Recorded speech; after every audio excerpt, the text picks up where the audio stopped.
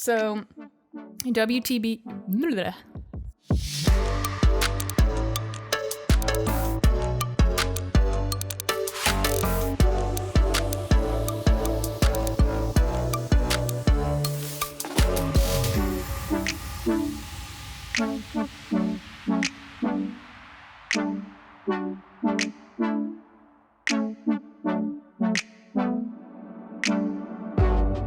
Welcome to the Charlotte Buzz, where we drink beer from local breweries while telling stories about the neighborhoods they're from. I'm Chrissy, and this is Dru. Today, we are drinking CLT from Catawba Brewing in Plaza Midwood.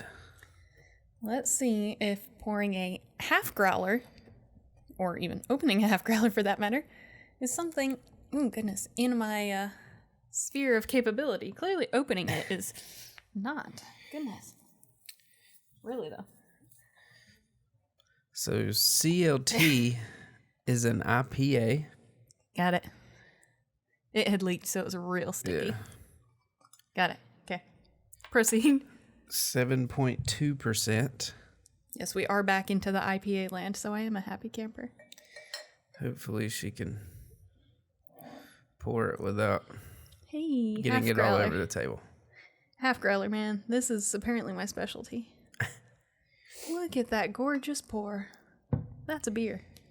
So they brewed this IPA in honor of their Charlotte tap room. Ew. Loads of ripe tropical and stone fruit notes with copious amounts of Simcoe, Citra, Amarillo, and Centennial hops. Mm-hmm. So, And we have learned since our first podcast that citrus and tropical are in fact two different things. yes. Whatever. I knew that already, but I mean, whatever. Did you try it yet? Well, full disclosures, I mean, I do already enjoy this beer. It's one I order if we go there. But as of this exact moment for this podcast, I have not yet. So here I go.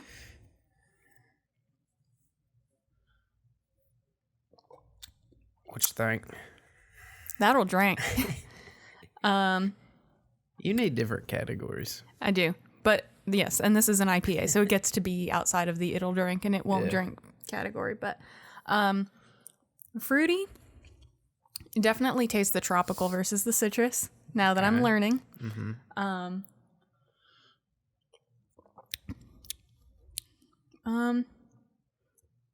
I don't know why I always want to say pineapple, but I want to kind of almost say a little bit of mango-y too in this one. It tastes lighter. Like I keep thinking back to the All-Star one we just did where you said it was lighter, and I think that was more based on alcohol content. But to me personally, it felt almost like a thicker, more, not quite dense, but like just a little bit thicker of a beer, where this I feel like is... I mean, kind of how it went down. It's just like that last one was just because it wasn't an IPA. It wasn't as bitter, and it was just like a smooth. I mean, this to me tastes like a sort of not sour in a beer way, but like a sour alcoholic juice, sort of. It's kind of my super amateur opinion description. But I think I think it tastes really good. It's an IPA. It's not an overly sweet, fruity type of IPA, but the fruitier IPAs are more my jam apparently. So, but it's kind of like it's like your backup go-to. Yeah. If that makes sense. Yeah, that's true. I'll take it. If you don't see one of your favorites, but they have CLT, you get it. Yeah, absolutely.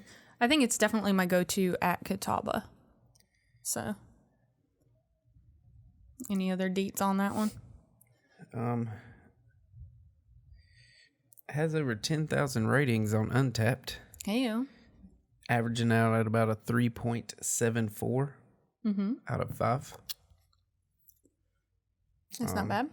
It was named the world's best IPA at the 2017 World Beer Awards in London. Oh, hey. London knows what's up. Here we go. A little bit of... It's a West Coast style. Oh.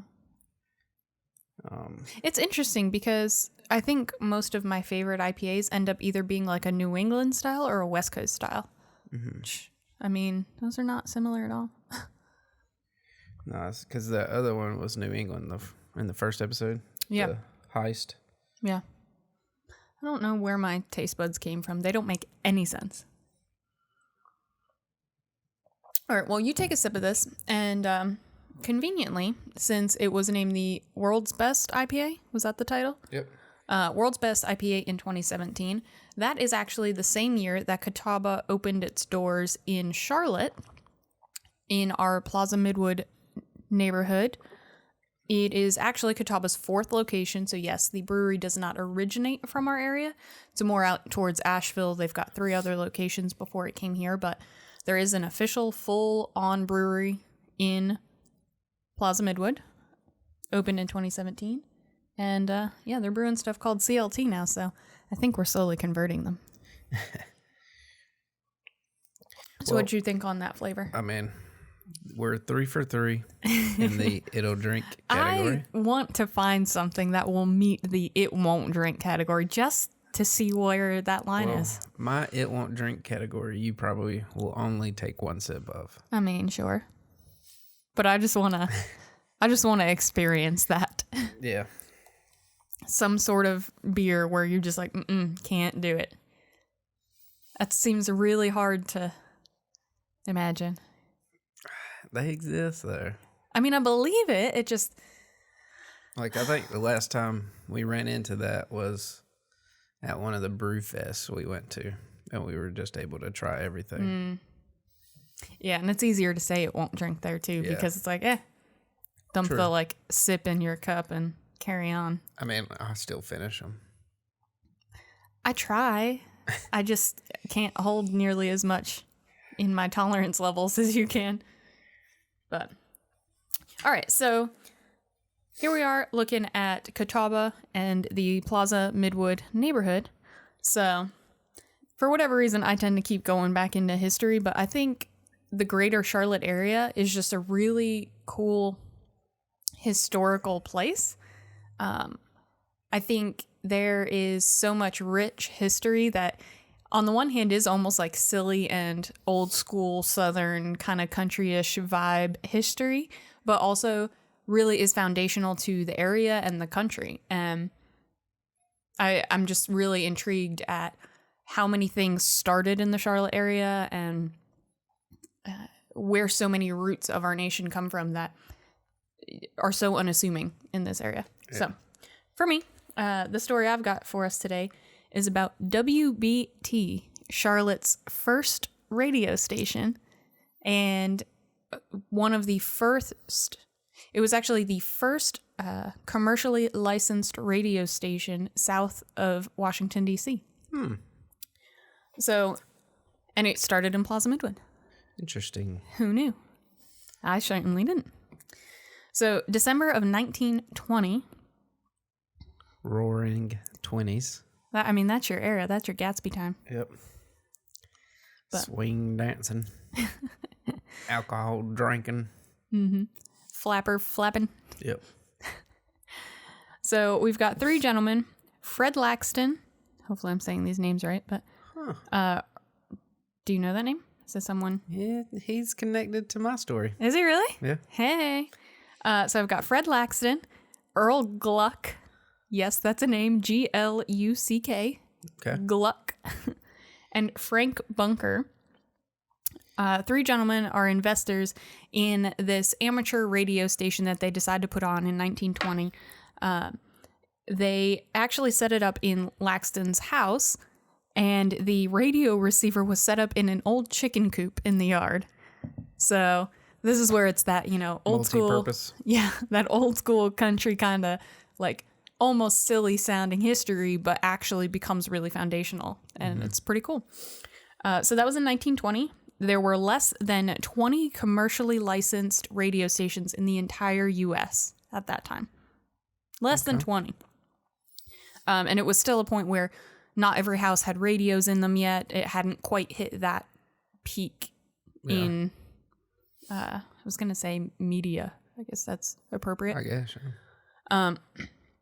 So by 1922, just 2 years later, they decided to go commercial, became commercially licensed as the Southern Radio Corporation, first fully licensed radio station south of D.C., and they were given the identifying letters of WBT. Where does that come from? Who chooses that? I really am not sure about that. I think it's something to do with like the Broadcasting Association or whatever. I think it's it's the same thing I would assume as like when people get like pilot's license and they have planes and stuff, they like name the aircraft, and it's just some systematic thing that they just pick it. But seems random nomenclature. Right. I imagine there's some rhyme and reason to it, but in essence, it's random to anybody who really cares about it, I guess. So their first...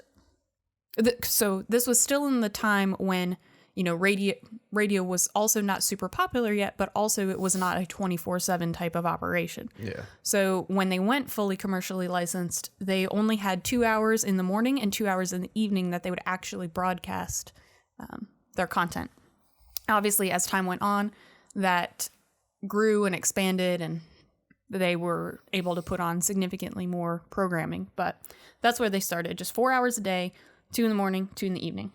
So 3 years later, in 1925, those gentlemen actually sell to C.C. Coddington, and this gentleman was a wealthy Buick dealership owner. That's a name. Yeah. C.C. Coddington. Triple C. Hey, talking about breweries. Yeah.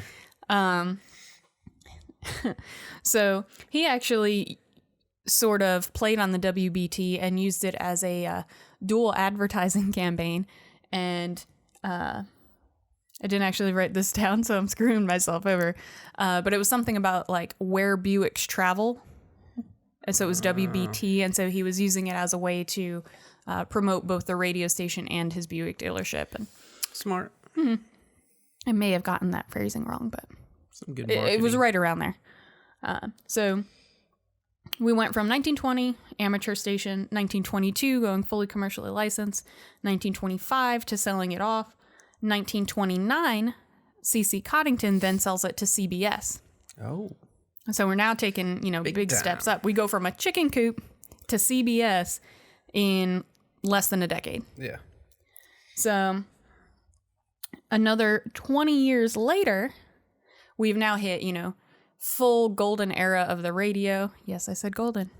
Be excited. That's me. Full golden age of the radio. Every house has one, if not multiple. It goes from a big urban kind of luxury to rural. Everybody, that's what it is. The family gathering around the radio for the local programming, that whole shebang. So in that 20-year span from 1929 when CBS buys it, it actually is now in 1949 owned by a life insurance company, which seems a little strange to me, but Okay. You do you, I guess. And they start the local television affiliate, WBTV. That sounds familiar. Huh, I know, right? Strange. It's like it's still a thing. I know. So WBTV becomes the local affiliate, the television affiliate to this radio programming, which the WBT radio station is still currently active. It's an AM radio station. Okay. It is primarily talk news radio, but it is still 100% a thing, still going strong. First radio station in Charlotte, first radio station in North Carolina, commercially licensed. Yeah. And first commercially licensed radio station south of DC. So I thought that was really cool overall, but really something I thought was pretty cool that I wanted to point out is I call it a short list. It's actually quite a lengthy list of some of the programming that went on during those kind of early to mid historical years. And so I have a connection. So I'm just going to read this list off really quickly. So they had something called Aunt Sally, who was, because again, most of the radio started out as more of talk radio and then became more musically inclined. So Aunt Sally would read lots of stories to kids. Okay. And then we would have some live music performances because we still didn't have anything really recorded just yet. the station had their own 6-piece band. Not 7 pieces? Nope, just 6. Gotta go for that even half dozen. I like that 7-piece band, though. That's What's the 7th piece? Cowbell? Oboe? Is that a thing? More cowbell. All the commercials were live. Obviously, again, nothing really pre-recorded. You had radio shows like The Lone Ranger and Amos and Andy. You had poetry readings. You had church services. You had soap operas. You had barn dances. There was just so much variety in what developed from something that was only on air for 4 hours a day to suddenly it was growing. Yeah.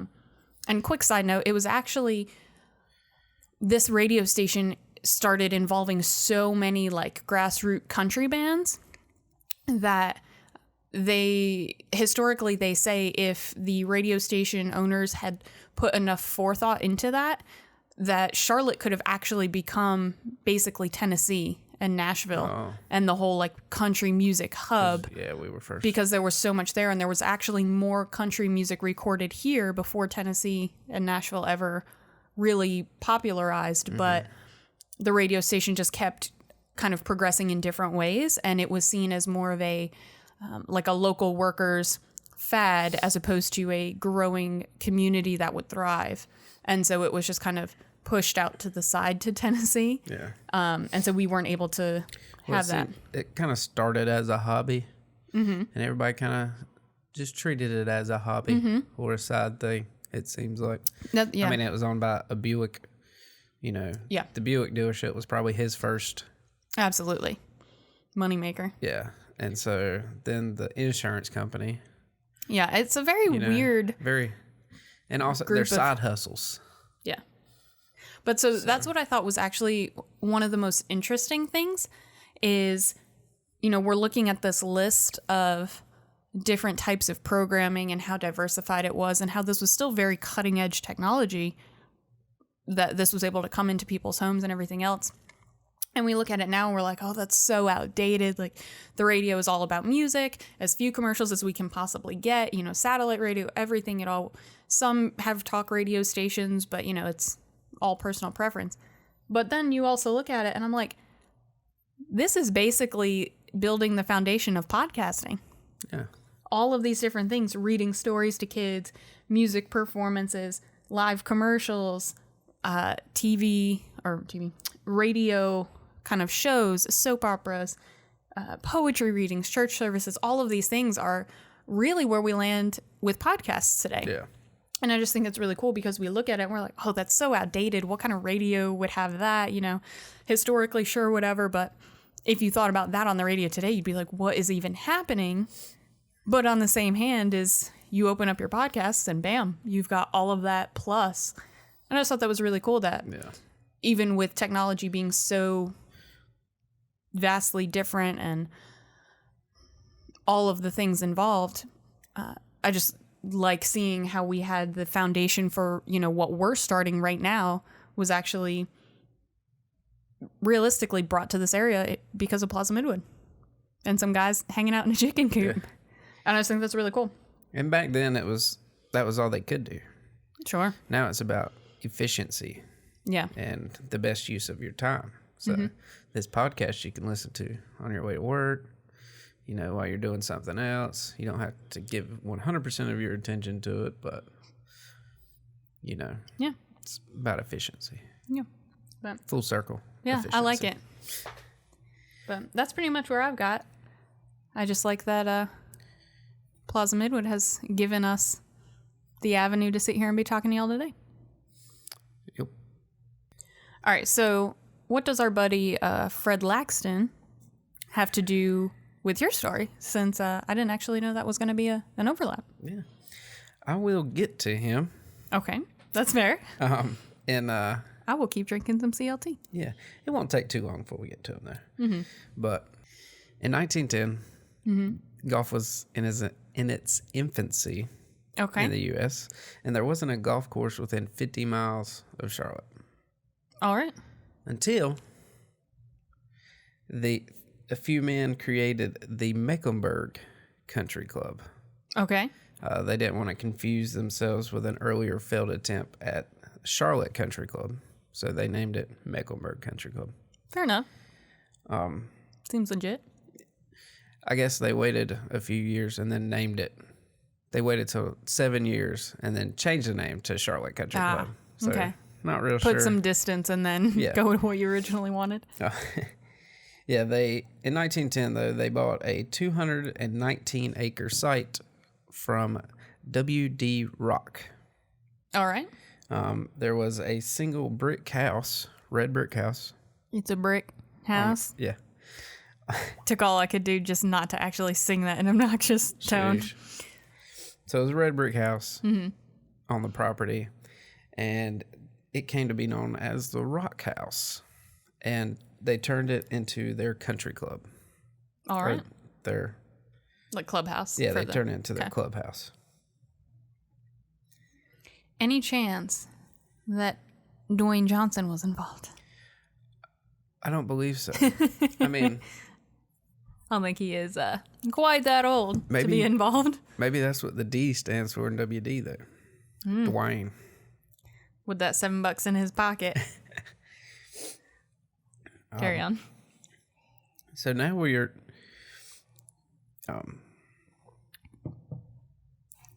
that fella you brought up earlier.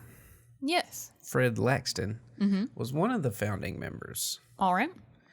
Of the Mecklenburg/Charlotte Country Club. So we are continuing with the trend that this whole radio station thing was just side hustle for everyone involved from the very conception all the way through. Yeah. I mean, yeah, because this is 1910 and that wasn't until 1920. Yeah. So old Fred Laxton was running a country club and well, all right. Wasn't using his chicken coop for anything. So well, okay. Fred Laxton actually designed the first 9 holes of the course. It wasn't until 1915 that they brought in a professional to design. He basically redesigned. Said, "You suck. I'm gonna do this." Yeah. He reshaped the first 9 and then added another 9. Okay. And his name was Donald Ross. D. Ross. Donald Ross is the architect for golf courses in over 31 states and Canada. All right. And his most renowned one is Pinehurst number 2. See, I'm going to smile and nod like this means anything to me because, I mean, I know very little about golf, and maybe it's another north-south thing, maybe not, but in my neck of the woods, golf is not a thing. And then I moved down here and I was like, whoa, it's a thing. You just didn't pay attention. Yeah. Golf is a thing everywhere. Not in my circles of growing up, at least. So, yeah, Pinehurst number 2. Mm-hmm. It's in Pinehurst. What? You know somebody who lives in Pinehurst. Do I? Where's Pinehurst? You've been to Thanksgiving there? Hey! Yeah. Okay. So the golf course. I know where that is. So the golf I've been course there. right there at their house. Okay.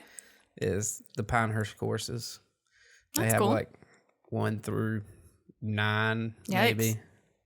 I don't know if that number's right. But number 2, pretty popular one. They played the U.S. Open there a few times. Okay. Kind of a big deal. Donald Ross designed that. Well, good job, you, sir. So if you go and play at the Charlotte Country Club, famous. Unless it's a mini golf course. I don't think I'll be playing there anytime soon. Even then, I'm pretty terrible at it. Another interesting thing about your boy Laxton. Allegedly, a legendary golfer, Gene Sarazen, one of the top golfers in the U.S. in the 1920s and 30s. He's won 7 major titles. So he's one of 5 that's done that. Probably the only name you know is Tiger Woods. I mean, that's pretty much the only name I know in golf, period. Yeah. But so he's one of those 5. Unless you want to talk about Happy Gilmore. No? That doesn't count? I don't think he's won 7 majors. All right. Maybe Yet. Maybe a minor. I think he won a minor. Cool. He got a golden jacket, man. Oh, yeah. So maybe it was a major. All right, carry on. Anyways, he was known for his interlocking grip. It's like I was like, yeah, I don't know what that this means. right here. Oh, okay. Instead of doing it like that. All right, so we got a pinky and a forefinger for those non-golf aficionados like myself. It's been coined the Saracen grip. All right. Or interlocking grip, as I know it. What? But allegedly, Laxton taught him that. Hey. So, amateur chicken coop radio host and inventor of golfing grips. Yes. All right. Allegedly. Okay. What I read says, according to History of Charlotte Country Club, Laxton taught him that. Okay. You know.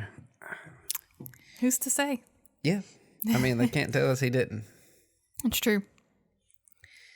So they were using the Rock House as their clubhouse, and it didn't last very long.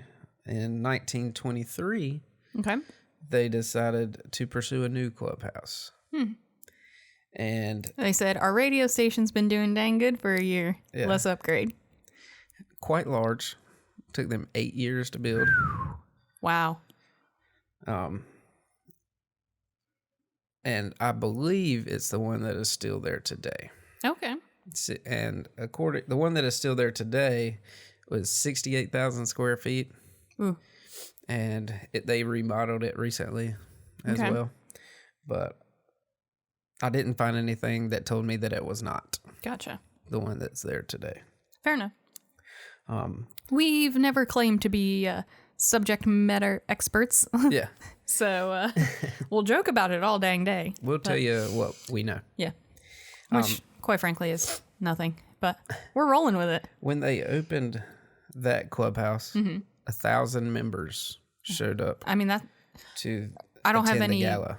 Scale, but that seems like a lot. Yeah. When the country club started, there were only about 30, according to the 1910 census, there were only 34,000 people in Charlotte. Yikes. Yeah. Okay. So that's a lot. 1,000 people show up. I mean, that's a lot. That's a big deal. Okay. It may have been more by then because that's 20 years later, but still, yeah. So it sounds like they had a good time. Mm-hmm. They had an open house and a formal dinner dance. Oh, how lovely. Which in 1931 was probably a bit depressing. All I picture is like Victorian era, like Pride and Prejudice style balls. I don't know why. That's just what I'm envisioning. Yeah, but in 1931, they probably just had like beans. Yeah. And yeah, I understand. Salt pork. Sure. So, yeah, that's what I got. Golf course is still there. Cool. Of course, And this was the first one in Charlotte, or the first one in North Carolina, or first one in Charlotte. First one within 50 miles. Okay. Like whenever it was built, the closest one was over 50 miles away. So. Cool. Awesome. So Plaza Midwood has brought us quite a lot. It brought us a lot of firsts. Yeah, and I mean, it sounds like our boy Laxton here is all up in it. Yeah. But, I mean, training the pros had to hold their stick. I'm on a roll. Yes. Training the pros had to hold their club, building really fancy clubhouses and courses, and then, radios and chicken coops and selling it off to have TV affiliates and all the good things. Mm-hmm. But I guess that's pretty much what we've got today for our episode. Grateful for Plaza Midwood and all the history that is involved in that area and what it has brought to, even us personally with the ability to have a podcast. And it's growing still too, Plaza. Yeah. I mean, ask Thirsty Beaver about it.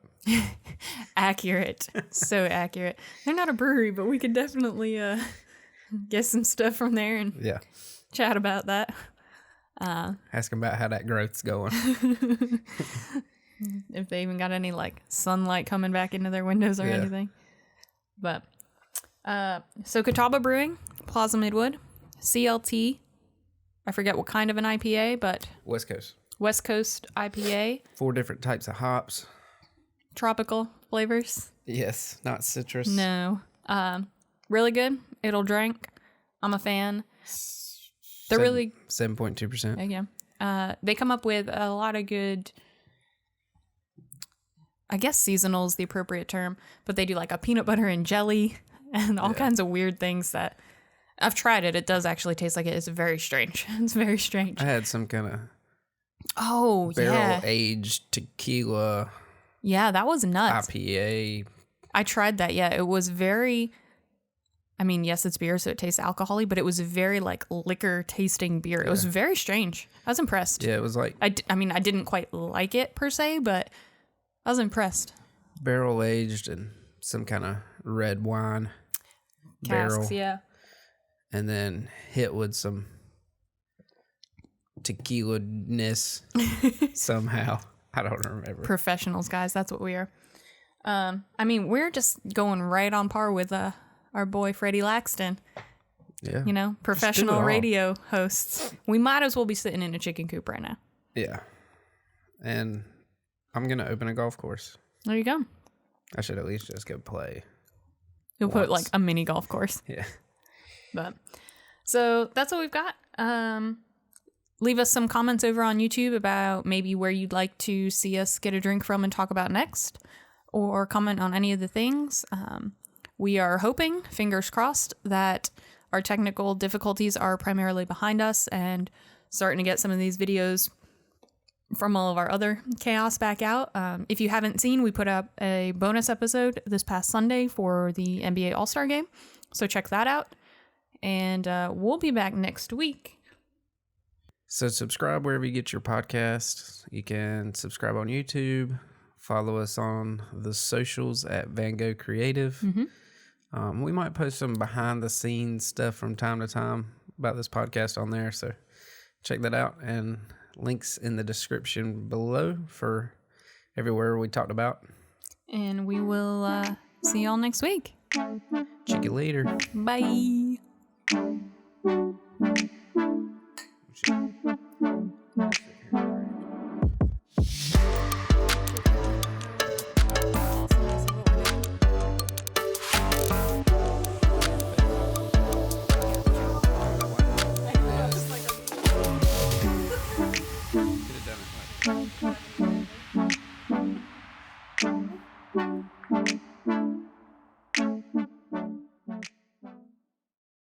Listening to with my headphones on and it real loud yesterday, I could hear myself breathing a lot. Oh yeah. And I was like, I sound like a